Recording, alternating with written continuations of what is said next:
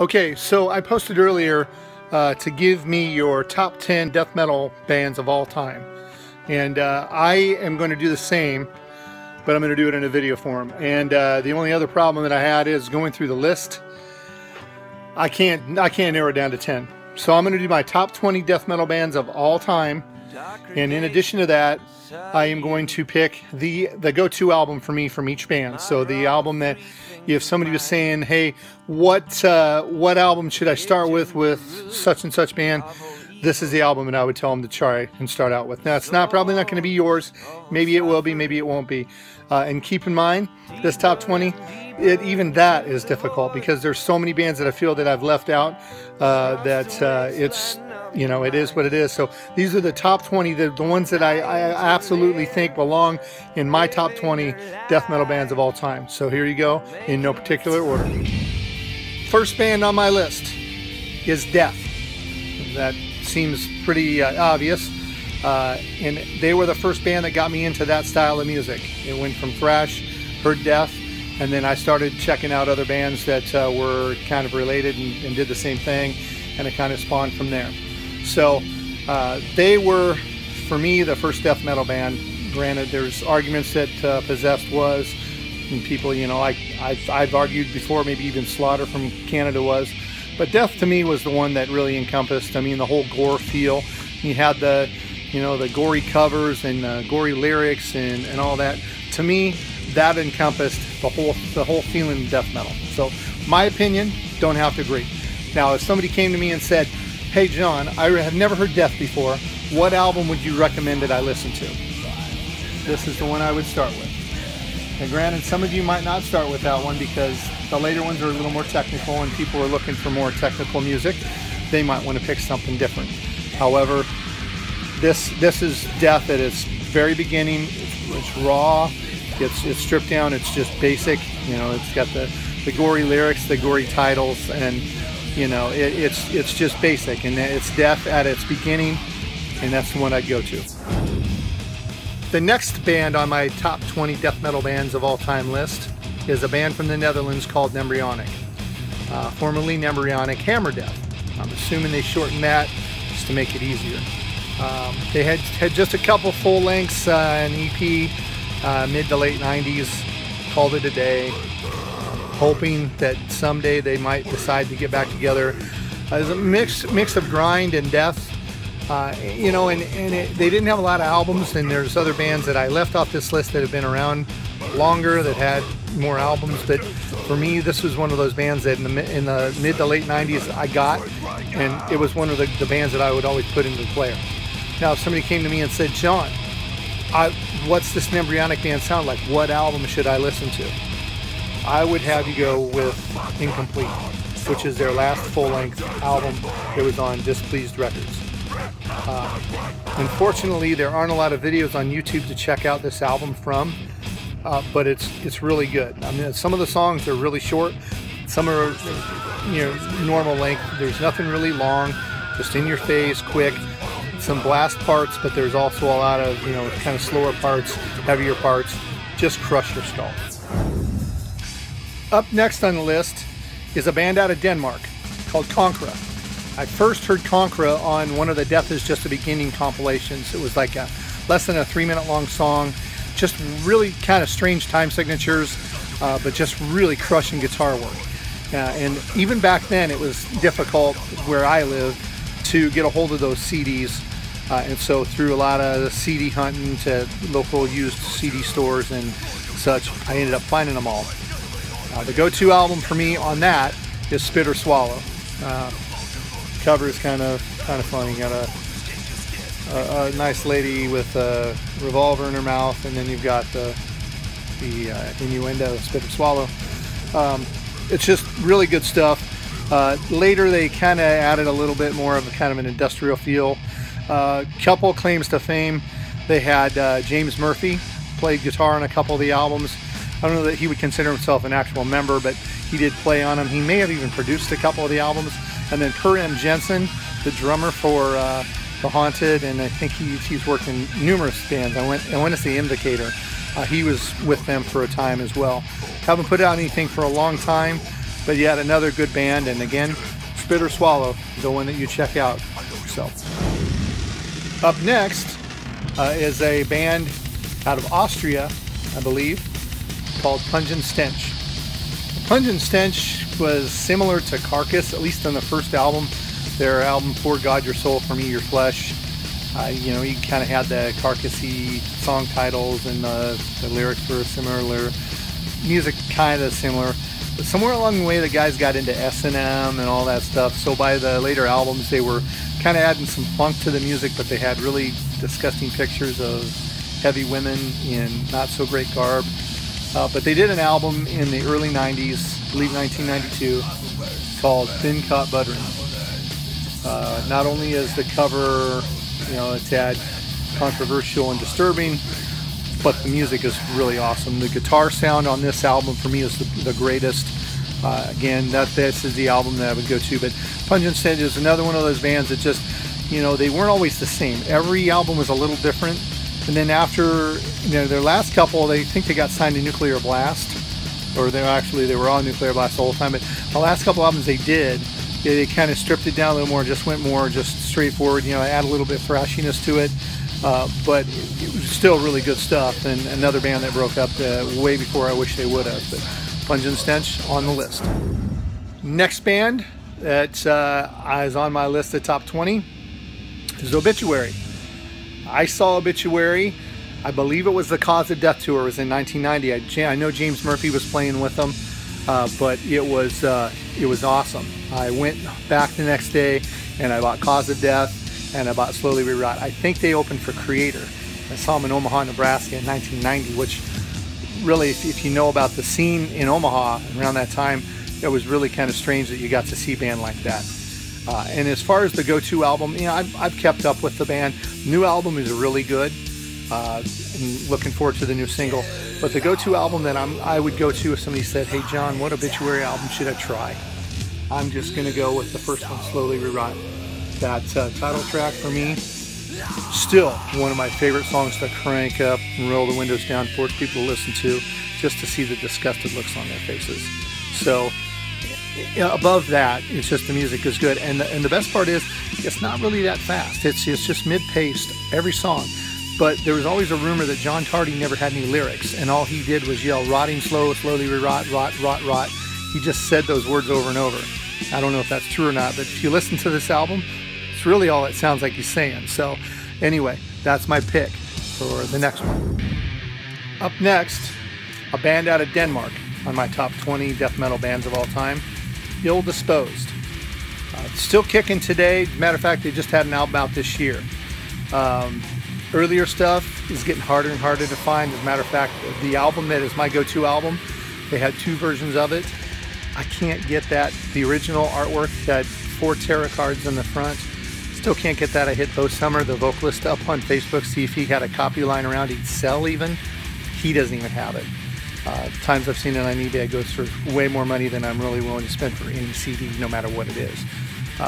But they were just death. I mean, the first few albums, his vocals are just, and they're still really guttural, but in a different sort of way. You'd have to hear it to really understand, but they're just in a different sort of way. But the album, my go-to album, which is 4 Depressive Seasons, came out in 1994. The guitars just crush your skull. Everybody I've played it for are like, man, I want to hear more. They want to hear another track and another track, and it's just the guitars and the music is just crushing. Now later they kind of added some groove to the music, and I actually appreciate some of that stuff more. There are some songs that are just awesome to listen to. The louder the better. But this album, 4 Depressive Seasons, is the one that, man, it shows you what they were all about back in the day and what they can do. You know, the later albums obviously show, you know, they have some subtleties to them, but that album is the one that really pretty much defines why they're on my top 20. My next pick, I may get a little flack for, and I'm not quite sure why, but it's At the Gates. And I'm going to start with which album it is, Slaughter the Soul. Okay, so go ahead, call me trendy, call me, you know, call me a poser, whatever you want to do. The album kicks ass. I was at a Cannibal Corpse show for the Vile tour. And before the shows, they always play music, and they started with this album, Blinded by Fear, came on and played. And then I heard the song Slaughter of the Soul. I turned to my roommate at the time and I was like, who the hell is this? And he told me he knew who it was, he had it. I went out and got it the next day as soon as I could find it. And this is, this came out I think in '94. And I mean, I got it back then. There was a lot of Swedish death metal, and they were starting to do the melodic thing. At the Gates, I think, really kicked that in the pants, and really got that going. And then then you get In Flames, and they start adding even more melodies and everything. And then they start adding the clean vocals, and before you know it, we've got metalcore in a sense. And I really think that a lot of those bands really spawn that whole genre, that spawn that whole feel, that whole style. And now they're kind of, some of those bands like In Flames and Dark Tranquillity kind of following suit of those bands, which is kind of sickening. But this band, if you don't like it, I get it. But that's honestly, it's one of my favorite albums of all time. To me, it's the Rain and Blood of the 90s, which again, Rain and Blood is taboo as well. But At the Gates, on my top 20, Slaughter of the Soul, that's the album that I would tell people to start with. The next band on my list is technically a black death metal band, Necrophobic. But I really think that their music is aimed more towards the death metal side than the black metal. You got a little bit of the black metal guitar sound in there, but for the most part, it's death metal. I got them from back even the first album that came out. I got that when it came out, so I've been listening to them since they've been on the scene. My go-to album is Dark Side, which I believe is their second full-length album. And the song on here, Nailing the Holy One, went on every comp tape that I made when I was still recording cassettes before I even owned any CDs, which you can imagine that there was ever a time I didn't.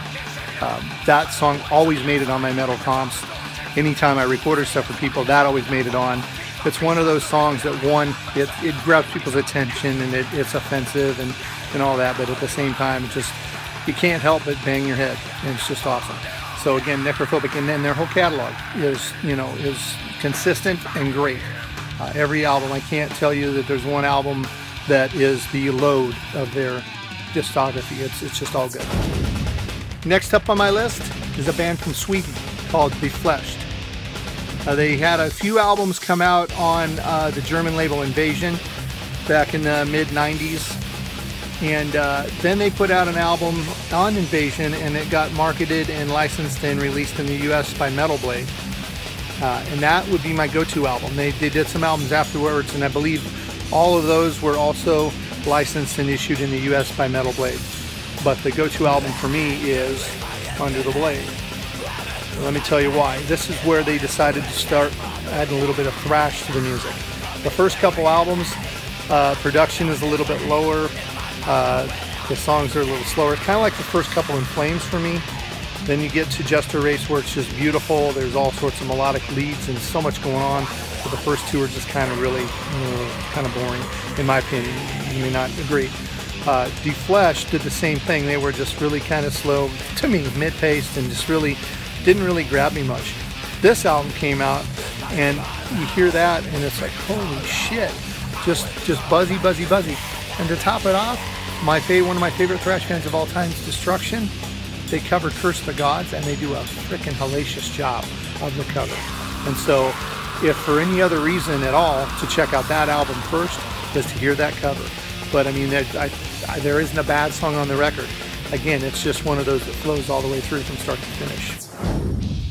Next is a band that I almost didn't have in my top 20, and the more I thought about it, the more they belong there, because in a way they were helpful in really kind of combining a few different genres, that being death metal and grindcore.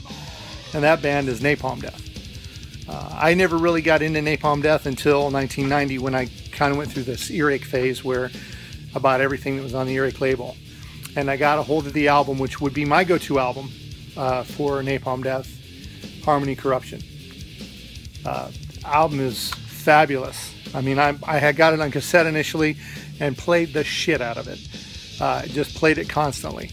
Went back and got Scum and From Enslavement to Obliteration. And I gotta tell you, there's a few songs where it grabs me a little bit, but I'm just really not into that 35 to 40 second blast beats and it's done, and they all sound the same to me. Not my cup of tea.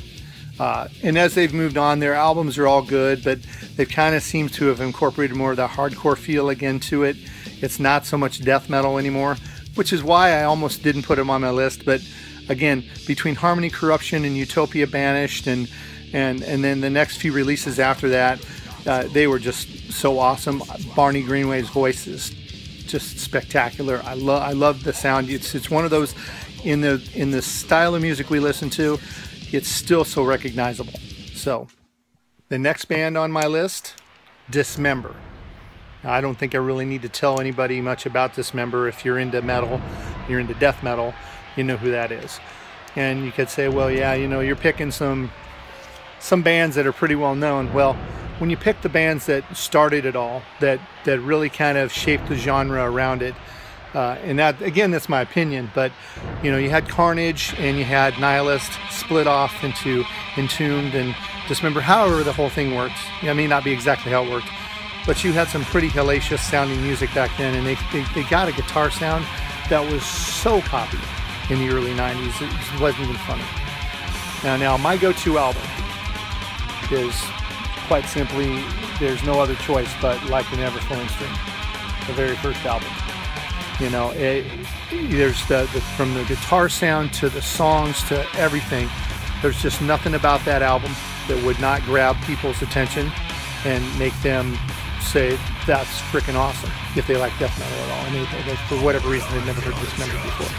Now, there's other good albums, and as a whole, their discography is fabulous. You know, all sorts of great songs and all sorts of great albums, but this one is the best, in my opinion. Up next, Edge of Sanity. What can you say about Dan Sueno that hasn't already been said?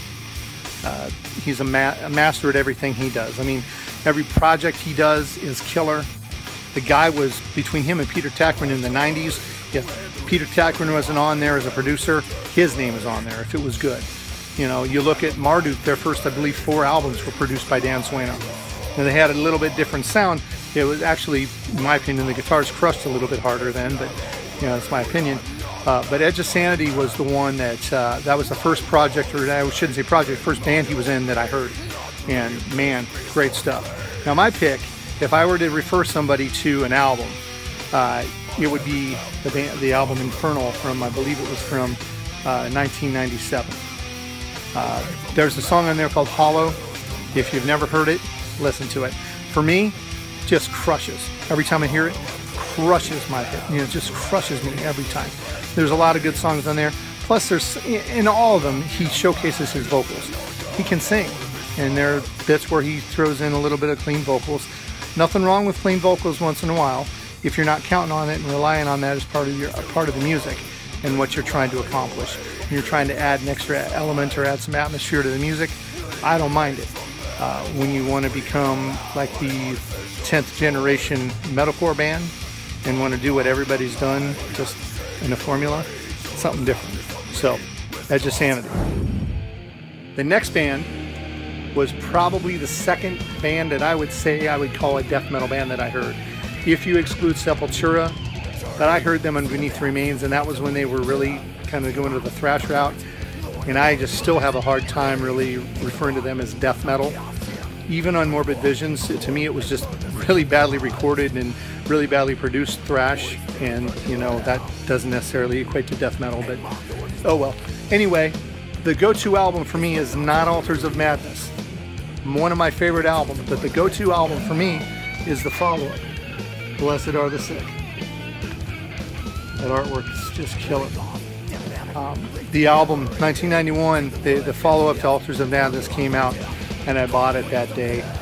And it's just like, it's one of those records that you can't put on without listening to the whole thing all the way through. You know, and that was one of the deciding factors on most of these bands in my list, is do they have an album that I have to listen to all the way through once I put it on? I'm committed to it. If I put it on, I can't just listen to one song and move on to something else. I gotta listen to it all. Or do they have a discography that no matter what album you choose, it's good shit? You know, Morbid Angel, I gotta be honest, for me, with everybody, for me, just, they kind of died when David Vincent left in the mid 90s. Not a fan of the Rutan era, and not a fan of the other stuff until even after he came back. It was great he came back, because I got to see Morbid Angel live finally with David Vincent on vocals doing some of the old songs, which was killer. But the new album, there was maybe one song that was kind of good, and then they did the remix thing. Now he's a country artist. So, you know, yeah, I'll live in the past, but Morbid Angel. Up next, Hypocrisy. Now, we talked a minute ago about Dan Sueno and what impact he had, not only in the music world, but in producing music for other people. Well, who else had that same impact? Peter Tägtgren. Between the stuff he was putting out with Hypocrisy, different projects he was involved with, the productions, I mean, he had his Abyss Studios, that he produced all sorts of stuff. You know, he got involved in black metal, the black metal scene with the band The Abyss. He was in War. I don't know if you guys heard that or remember that. That was on Acropolis. You know, total raw black metal stuff. But then he did the Hypocrisy stuff. Man moved to Florida in the late 80s, early 90s, I believe, to kind of see what was going on in the scene there in Florida. Came back to Sweden and started up his own thing. What we got was Hypocrisy. Through the years, Hypocrisy has put out a ton of great stuff, and they've got a lot of great albums and a lot of great stuff that Tägtgren sings on. As a matter of fact, their cover of Evo Invaders by Razor, one of the best covers I've ever heard. It's freaking killer. However, the album that I picked for the go-to album, if you said, John, what Hypocrisy album should I start with? I will tell you Penetralia. Why? Because it's just, again, it's just basic. It's not meant to impress you with a bunch of notes, just in your face. The singer is more guttural than Tägtgren was, and it's just, there's just some riffs. The song Nightmare, every time I put that on, I got to turn it up loud. There's no way, there's no low volume with that song. So Hypocrisy, again, one of the top 10 and 20 of my death metal favorites. My next band is from the Netherlands. They're called Alter. I believe they're actually from Holland, and I'm not sure how that all works with the Netherlands and all that, because I'm just a stupid American. But Alter was a band that I actually heard. I got Youth Against Christ. I used to see in all the magazines and fanzines or advertisements for that record, and I always wanted it. And so when I started doing some mail order, I finally got a hold of it and listened to it. And it was a little bit, you know, there was a little more grindy than what I was used to listening to in a lot of the death metal stuff. And at least at first, I listened to that actually this morning. Killer album again, and it grabbed me even more this time. But, you know, I was buying the albums. The next album, Ego Art, was just even more killer, and then Provoke. But my go-to album ended up being released by Pavement, or actually licensed and issued in the US by Pavement, was In the Name of the Father. Now this is a promo. This is the cover on the promo. This isn't the cover on the CD that was released in the US. It was really kind of it was still kind of controversial, but not nearly as much as that. This is, again, I would call this Rain and Blood 2 for the 90s. Again, I cannot tell you a bad track on this whole CD. And there's a track called God Damn You. You know, it's not because of it's offensive, but my God, there's a breakdown. I don't know what you call it, mosh part, whatever you want to call it, in the middle of that, and it just builds, and it just makes you want to bust your head through a window. It's just killer stuff. And again, one of those bands that no matter what album you pull out and listen to, it's good. But this is definitely the one I would start with, because it's the one that's going to grab you, pull you in, and then you're like, I got to hear the rest of it. Up next, Autopsy. Now, I got to be honest with you. They're one of the ones that I'm less versed in of my top 20.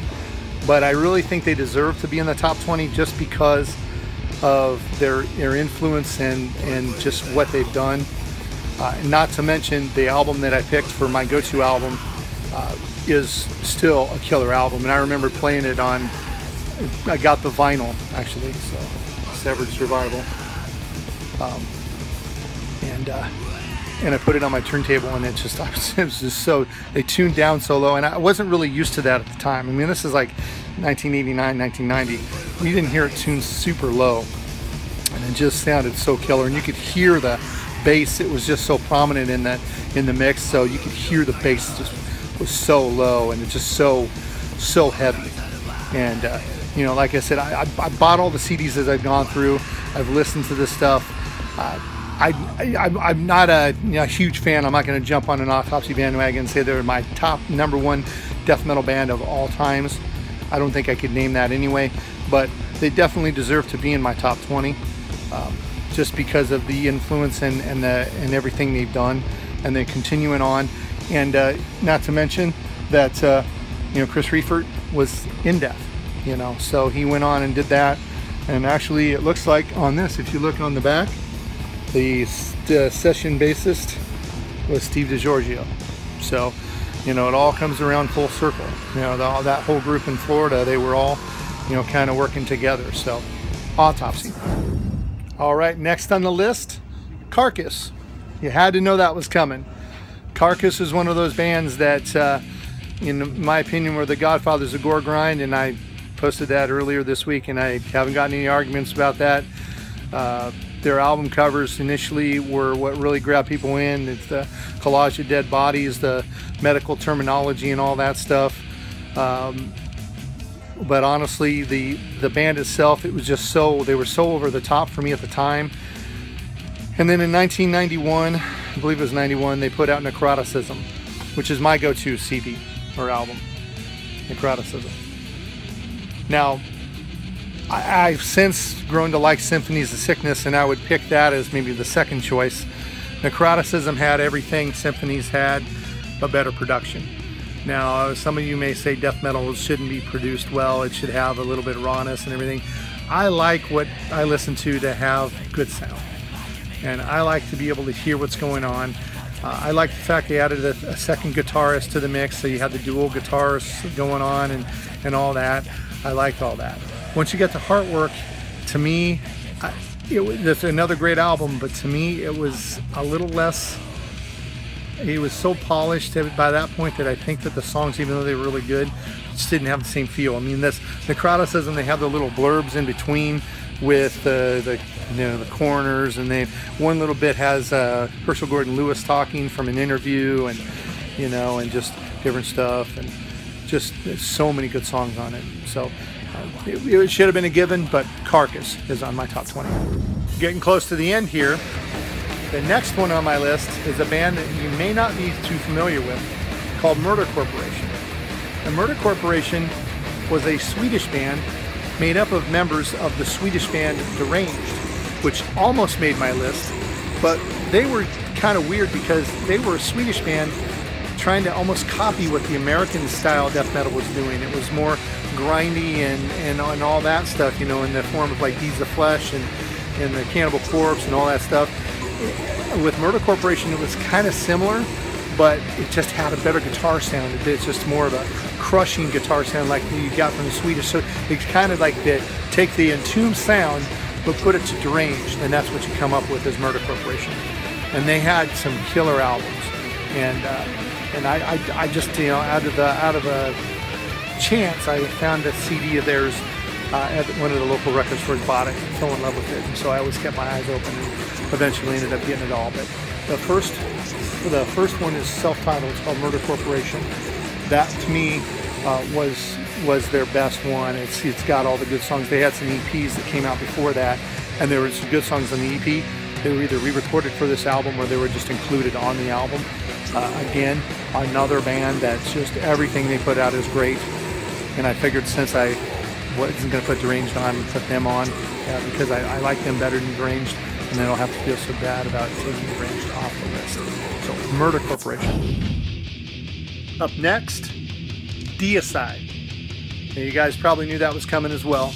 Again, you've seen many posts by me. You know that I'm really only a fan of the first 4. 3 is really awesome. The 4th one, actually, after listening to it recently, I'd have to put that in the group. After they lost the Hoffman brothers and they brought in the guy from Cannibal Corpse, they just started getting way too technical, and it just all started meshing together.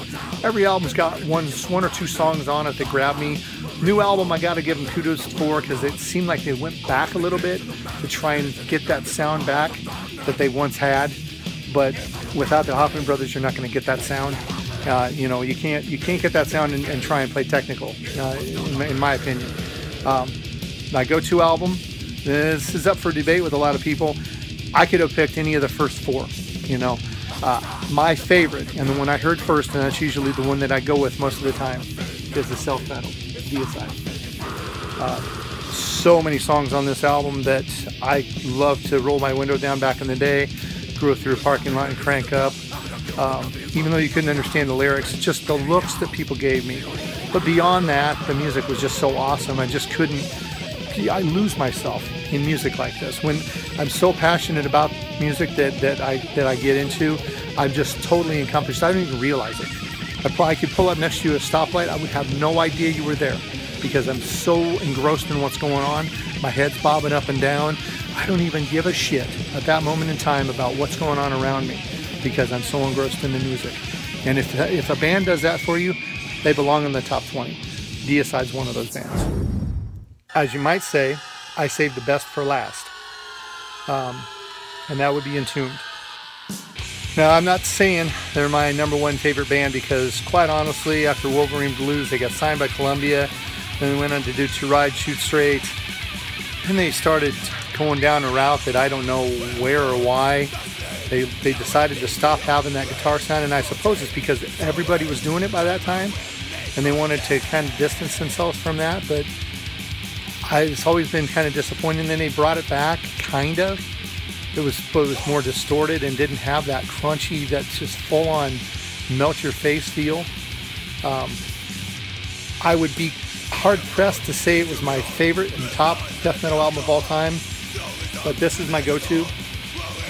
Not Clandestine. My favorite vocalist is Petrov. If Petrov had done Clandestine, maybe, but even the production for me on Clandestine doesn't have that same feel. It seems like there's too much bass. I don't know how to describe it, but for me, it does not have that sound that this album has, and the power that this album has. And again, one of those albums that it's hard for me to stop. I can't put on Left Hand Path and then go on to, you know, Drowned, Revel in Flesh, and then stop and say, okay, I'm going to stop. I'm done listening. Can't do it. You know, one of the few that I'm really disappointed I don't own on vinyl, but one of the first Swedish death metal bands that I ever heard. Heard it on the Grindcrusher EP, or EP, the Grindcrusher compilation. And honestly, if it wasn't for that thing, I don't know where I would have been with music, because that really kind of pushed me in the direction I needed to go. So the last one on my list was Entombed, but not by far the last on the list. It was probably in the top 5, possibly #1. Well, hopefully there were some of you that actually watched this whole thing. I realized it probably ended up being close to 30 minutes long after all this, but I can't just make a list and just put the names of the albums down, and I'll probably post this along with a list of the bands and let you watch the video to find out what my top album is for each of those bands. So if you watch it, you watch it. If you don't, you don't. But it's nice to explain why I like the albums that I like, because a lot of times you tell somebody that's my favorite album by a band, and their first response is, oh, why? You know, or if you're on Facebook and you type, well, I like this album better. Oh no, this album's much better. Well, your opinion is your opinion. And so you at least can now see this is why I like the albums that I like from that band. And you may not disagree. It's not a right or wrong answer. I mean, it's all about our own journey. I told somebody earlier today that, you know, anymore, I don't really judge people's music tastes, because quite honestly, your music is your music. It's your, you know, it's what you listen to. It's the story of your life. You use that music to write the story of your life. And you don't need anybody else coming in there writing a fucking biography of your life. Do it on your own and pick your own stuff. And I'm still having a hard time with people dogging out bands that I like. You know, I get frustrated when people call Slayer overrated. I get frustrated when I like the new Metallica song and people say that it sucks and it's phoned in and it's so you know, so just not as good as the new Darkthrone single, which interject, I heard that, and quite honestly, I thought it was shit. You know, but that's my opinion. And the thing about it is that we all just need to learn that we listen to a lot of different stuff, but we all like metal. We all like the heavier edge stuff. And one thing we can all agree on is we'd rather listen to heavier music than listen to a bunch of the new R&B and hip-hop crap. None of us really want to listen to Christina Aguilera, at least on a regular basis. So, you know, why get caught up on if, oh my God, you like the new Metallica single, oh my God, you like Slayer? They're so overrated. You know, I'm 47 years old. I've liked Slayer since I was 16 years old. And when I was 16, I didn't have hardly anything in music in my collection. And I didn't have any sort of knowledge about music. And that jump-started me into where I am today. And I have a little bit of music now. So who do I thank for that? I guess Slayer. But they can't be overrated. In my book, in my story, in your story they might be. You might be 18 years old. And you're an 18-year-old and you've gotten into all sorts of heavy bands that today would blow Slayer away. I won't argue with that. So to look back and say, well, they're really kind of overrated, you don't understand the perception you have is different than what I have. And so we just need to respect each other's opinion, and then I have to learn to not take it so personally, because sometimes I do. And so that was the reason for the video. Thanks for listening to my hot air and my long-winded comments, and we'll see you on Facebook.